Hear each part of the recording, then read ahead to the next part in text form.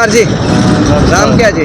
रणधीर सिंह। रणधीर सिंह जी, 2024 के लोकसभा चुनाव के आगाज हो चुके हैं और 25 मई को इलेक्शन की वोटिंग होनी है।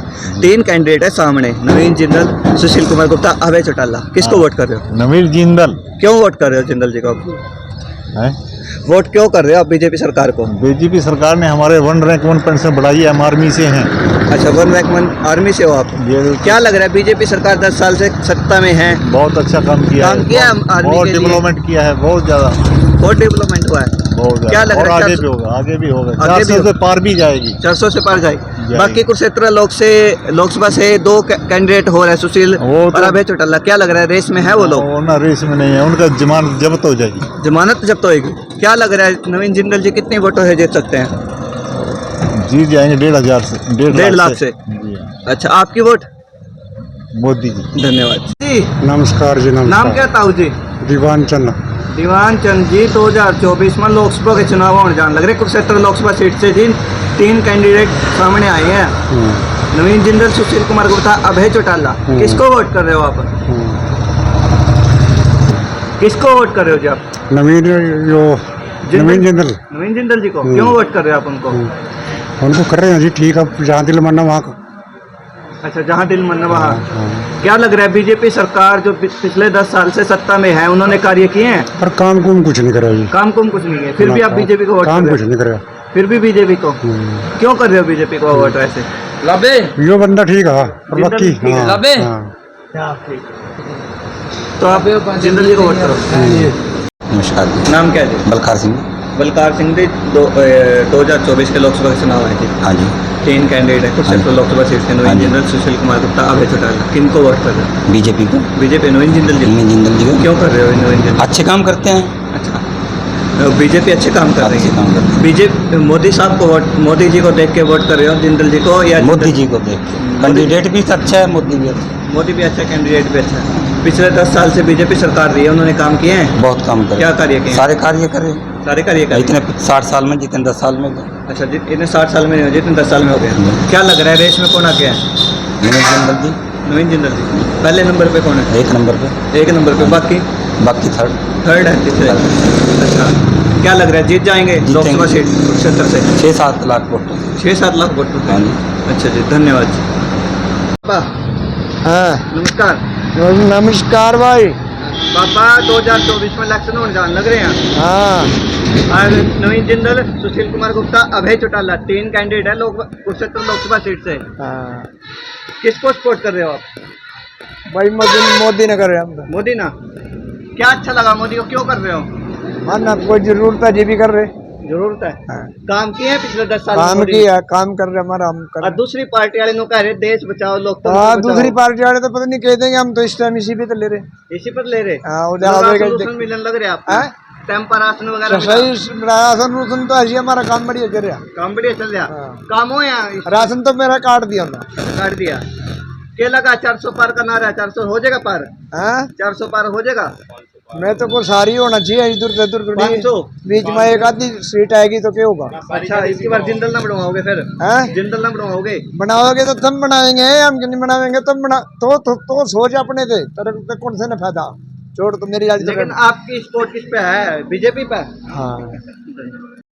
क्या नाम है आपका सर? विक्रम सैनी। सर, 2024 के लोकसभा के चुनाव आ चुके हैं, उसमें 3 पार्टियां खड़ी हैं, तो आप किसको जितवाएंगे? नवीन जिंदल को। नवीन जिंदल को। क्यों जितवाना चाहते हैं? बस बढ़िया जी। पिछले पहली 10 बार आया है जी वो बीजेपी में। सर, पहले तो वो कांग्रेस के साथ थे और अब बीजेपी के साथ। बीजेपी के साथ हैं जी, इसलिए। अच्छा, इसलिए आप जितवाना चाहते हो। आपको जिंदल जी के पहले कार्यों का अच्छा लगा? कार्यकाल के उस टाइम जी, अब भी बढ़िया ही करेंगे जी। सर, पिछले 10 सालों से तो बीजेपी रही है, तो आप कुछ नया बदलाव चाहोगे कि 2 पार्टियां और खड़ी है ना, तो आप उनमें से नहीं चाहते किसी को जितवाना? उनमें ऐसा कौन क्यों? है जी ऐसा मंत्री कोई काम कर देगा आगे?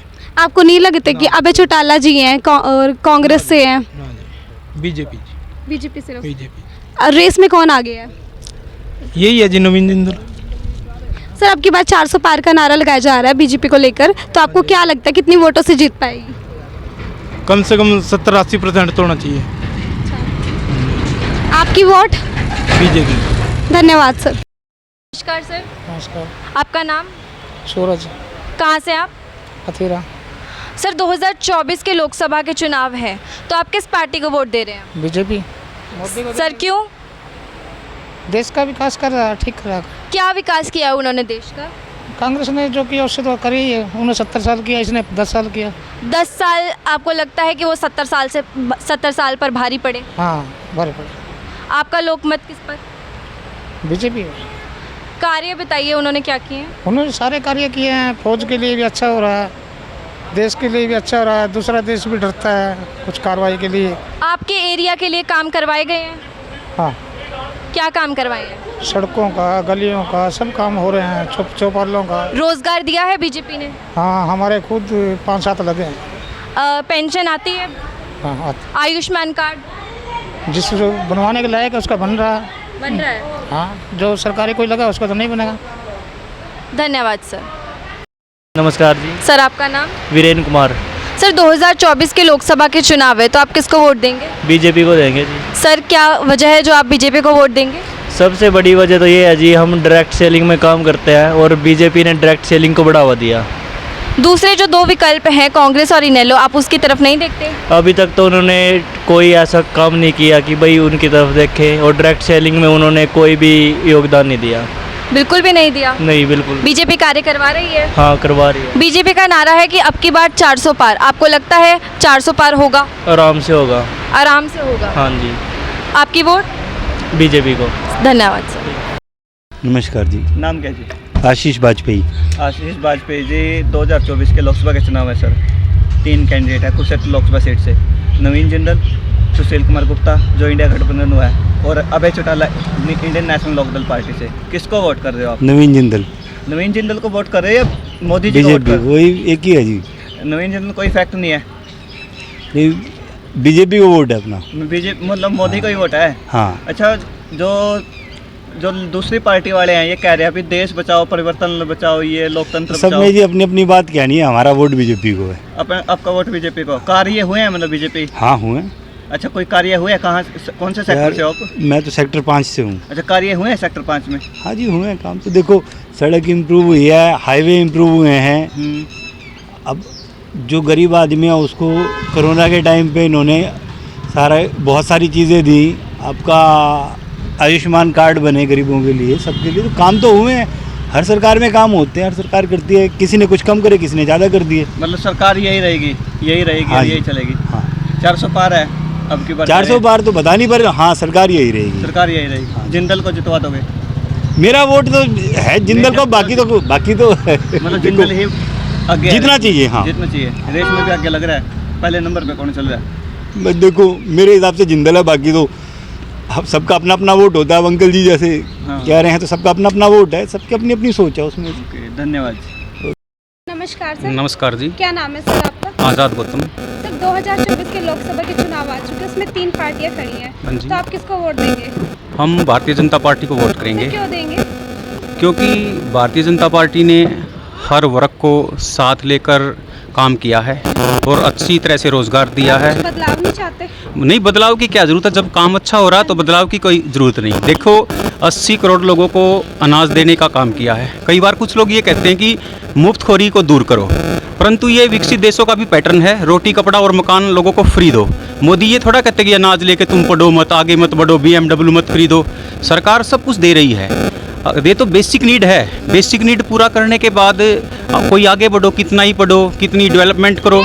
It is the pattern of developed countries. Sir Naveen Jindal उम्मीदवार खड़े हुए हैं, पहले तो वो कांग्रेस के थे, अब वो बीजेपी में आ गए हैं। देखिए वो तो उनका एक लोकतांत्रिक अधिकार है। हमारे लोकतंत्र में, हमारे संविधान के अंदर ये प्रावधान है कि कोई भी व्यक्ति अपने दल को बदल सकता है। व्यक्तिगत तौर पे ये मेरा क्षेत्र नहीं है, मैं करनाल लोकसभा से बिलोंग करता हूँ, परंतु फिर भी ये उनका निजी है। हमारा संविधान इजाज़त देता है, कोई गलत बात नहीं है ये। आपको क्या लगता है रेस में कौन आगे है? प्रधानमंत्री नरेंद्र मोदी तीसरी बार इस देश के प्रधानमंत्री होंगे, इसमें कोई शक नहीं है। सर 400 पार का नारा लगाया जा रहा है, तो आपको क्या लगता है? स्वाभाविक तौर पे 400 पार करेगी भारतीय जनता पार्टी और तीसरी बार नरेंद्र मोदी प्रधानमंत्री बनके पूरे वर्ल्ड में एक इतिहास रचने का काम करेंगे। धन्यवाद।